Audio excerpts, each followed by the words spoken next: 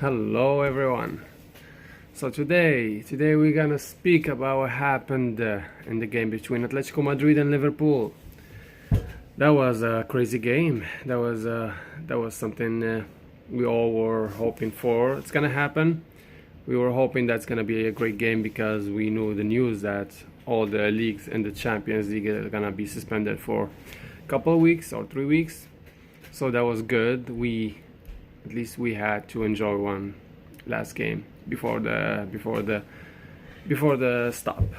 Anyways, so I'm sure everyone watched that game. I'm sure Liverpool fans right now are insulting me mostly because of the last video that I spoke that Liverpool gonna crash soon because of the.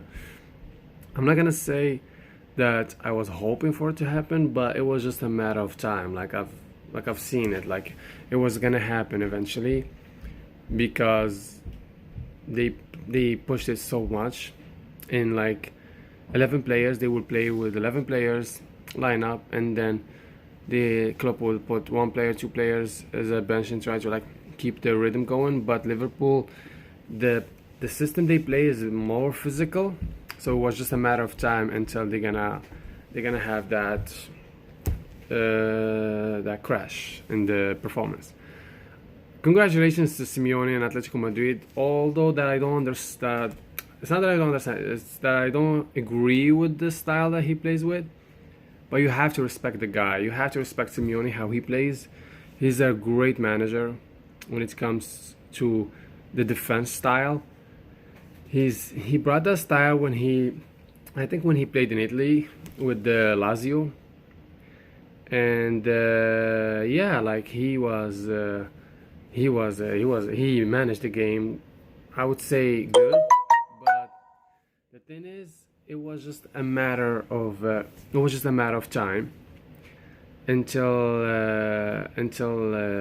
the game was gonna come to his way because Liverpool were pressing the whole entire game, and honestly, Simeone was pretty lucky also because Liverpool have missed a lot of chances, and if that game have been repeated like 3 4 times, honestly, Liverpool would win it 9 out of 10. 9 out of 10 times, Liverpool would win that game because they actually put so much effort and they missed many chances. It was just Liverpool against Oblak mainly. Like Oblak, the entire game saved Atletico Madrid, and they kept him in the game until Atletico Madrid had their chances at the end of the game, and at that point, it was a matter of like that single player that might make the change, and that was Llorente when he came in, and by like one chance, two chances, and that's it. Adrian, we're gonna talk about Adrian. Honestly, I don't know what's the connection between the goalkeepers, the shitty goalkeepers in Liverpool. Honestly, like I don't get it. Like, what the fuck is going on with the Liverpool fans when they think they have this great team, great players, everything's going fine, and then the goalkeeper will just crash everyone. First, it happened with the Karius in the Champions League final in 2017 when he literally gave 2 goals to Real Madrid, one to Benzema, one to Bale. Like, why would you ruin the entire team's performance based on your shitty ads or like shit performance too? Like, as a goalkeeper, like you can do much better. You play in a Liverpool, that means a high level. You should be in the pro level. That means you're a great goalkeeper. You should be a great goalkeeper. You should be able to save at least, let's say, the first goal of Llorente. You should be able to save it easily. I mean, you haven't been able to save it, and also you were the cause of the mistake that brought the chance. So I would say 100%, it's the goalkeeper's fault that Liverpool is out of the Champions League, which is the beauty of football. I mean, what are you gonna do, right? Like this is why we watch football, because we know that anything can happen in the 90 minutes or the 120 minute in Atletico Madrid's game. So we're gonna talk about what happened in the extra halves and after the 90 minute finish. So when Liverpool entered the game, and they knew that the moment they're gonna score, they're gonna actually, the game's gonna be theirs. Everyone went according to the plan. Like they attacked, they pressed. Atletico Madrid didn't do anything for more than 80, like fucking 75 minutes in the game. Atletico Madrid literally didn't do anything. Like I think like except the first second of the game when like they tried to like like slide one chance and score with Diego Costa in the beginning, but that was like nothing. Basically, they didn't do anything. Honestly, Liverpool deserved to qualify.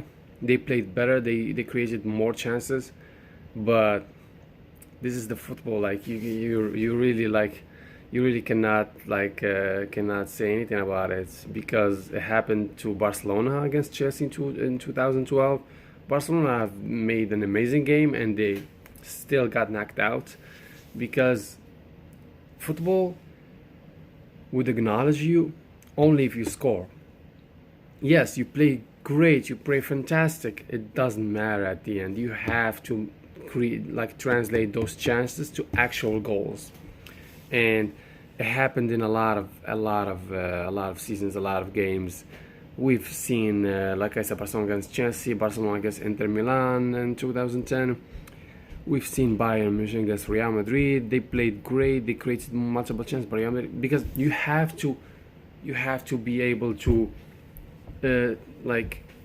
go from the level of creating chances to actually finishing the chances. And Liverpool didn't finish the chances, or they did, but Oblak was in his prime. Honestly, I don't understand what Barcelona's fans when they keep telling me Ter Stegen is the best goalkeeper in the world. Are you fucking kidding me? Like, how can you compare Ter Stegen to Oblak? Oblak is amazing. He's I call him the Messi of the goalkeepers. Honestly, he's amazing.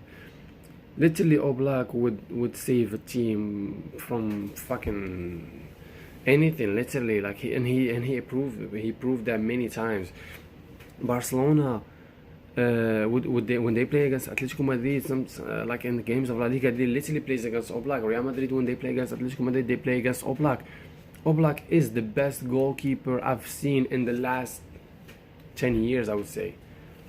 And his luck that he plays with Atletico Madrid, because if he plays with a team that's like Bayern Munich or like Real Madrid, Barcelona, Manchester City, he would get recognized more than he's been recognized now. But Ter Stegen, in my opinion, a good goalkeeper. I mean, I don't want people to hate on me right now and say that you're just talking trash. He's a good goalkeeper, but he's not Victor Valdez, for example. He's not Casillas.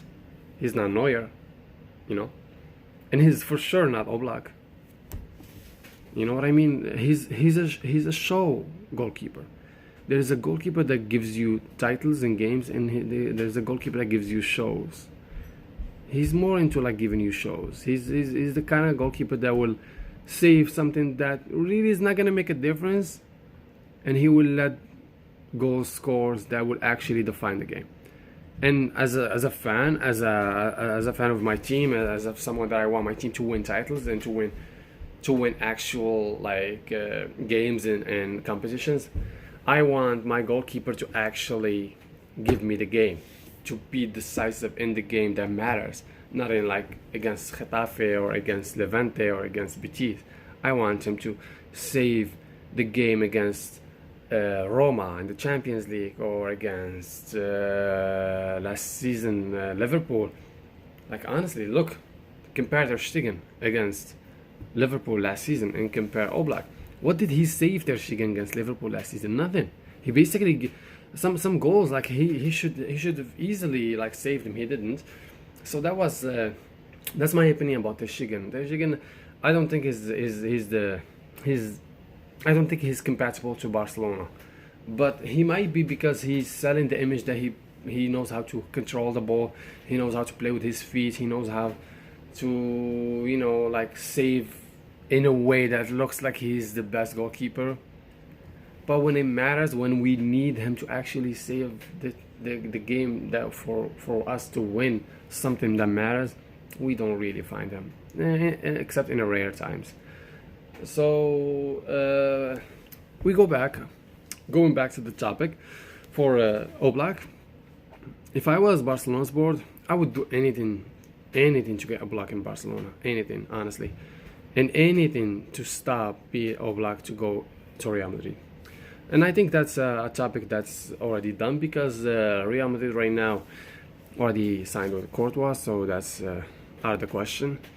And they're shaking now in discussion for him to renew his contract with Barcelona, and they're probably gonna do that, and they're probably gonna give him a great big salary. So that means we're stuck with him for another fucking 4 or 5 years, which is, you know, fresh news to Barcelona's fans. You're gonna fucking deal with that for the next 5 years, and yeah. So fuck Ter Stegen, that's for sure. And Oblak he's like fucking, he's amazing. Like every time I see him, I'm like, fuck, how is he wasting his time in Atletico Madrid, and knowing that Atletico Madrid, they will never go anywhere, especially that their best players in the teams are you know, are getting old, and the team probably gonna, Simenoe is probably, he's living his last season or 2 seasons. So Oblak probably gonna leave Atletico Madrid at some point, and if he does, let's just all pray and wish that he doesn't go to Real Madrid.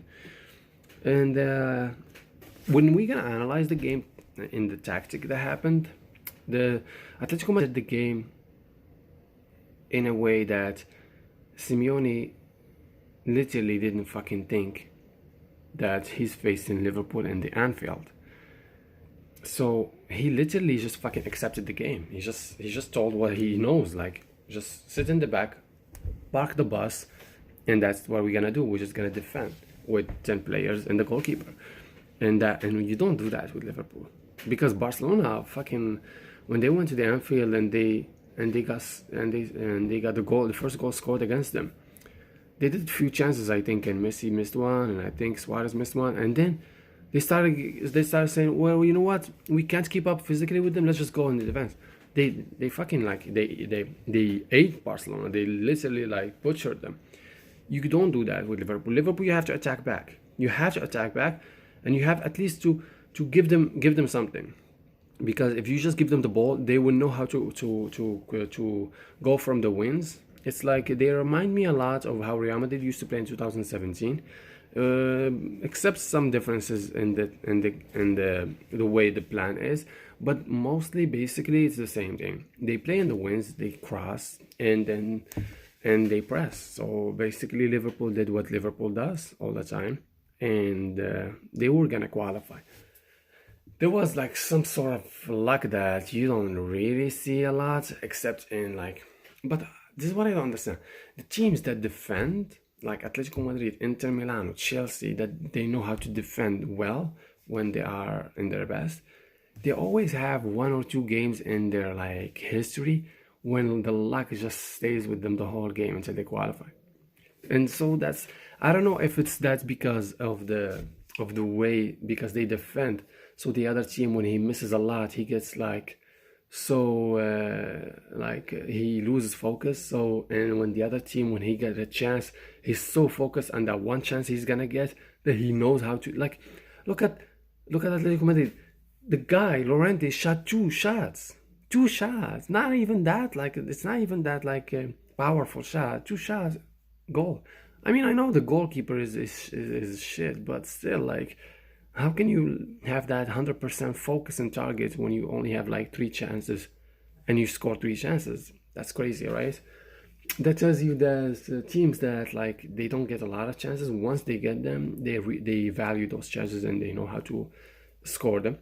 Teams that they get 20-30 chances, they score 2-3 of them. Look at Manchester City, for example. Look at Barcelona in their best, for example. They create a lot of chances, but still they miss tons of them too. So I don't know if this is like a kind of like a jinx that's following Klopp. I don't want to say jinx following Klopp because he has been lucky a lot. But I don't know, since the kid that emailed him the email that says are you always gonna be winning and you're never gonna lose? And Klopp, when he said that, well, I can't grant you your wish and lose a game, but we're probably gonna lose. Since then, they fucking lost like 4 games and draw a game. So Klopp, I think you should have fucking talked to the kid much politely, because we know how life changes, and I guess Liverpool's best days are changing is because even that there's some news that says they might like cancel the whole Premier League because of the virus that's going on. So if they cancel because of the virus, I'm not gonna laugh about it, but it's fucking weird. 30 years you wait and then you have one of your best seasons and then you get knocked out from the Champions League in like surreal way, and then you cancel the Premier League like this. Like if I wouldn't be a I wouldn't be a Liverpool. I wouldn't want to be a Liverpool fan at this moment, honestly. And yeah, I mean, congratulations to Atletico Madrid. They did what they know what they know how to do best, which is defend. And Morata, I've noticed that Morata, when he scored the third goal, he went to the fans and he sat on his knees and apologized. I don't know exactly if he apologized because of his shitty performance in La Liga or because he had some sort of issues with the fans, but what he did was noble, respectable, and I like that. That was the bullet of mercy. So third goal was everything was done by that time. I don't know, like I've seen like games when like Klopp always starts crazy and he loses them, like the one in the European and Europe League in 2016, I remember, against Dortmund, or against for example against Sevilla as well. Like he always does that. He presses, but he always forget that his team battery is gonna die at the last 15 minutes. It's gonna die. So he never have like a, what should I do as a plan B if it actually dies, right? So if the actual battery dies, what should I have as a plan B? So as football fans right now, we're in our worst time because there's no games. Champions League is cancelled. I mean, not cancelled, suspended. La Liga suspended. Serie Calcio is suspended, and Premier League I think is suspended too. I mean, we just need to be patient and hope these things will slightly get better and we get back to our joy, which is watching football, and our best wishes to everyone to have their loved ones safe and themselves safe. I'll see you in the next video. Make sure you subscribe and take care.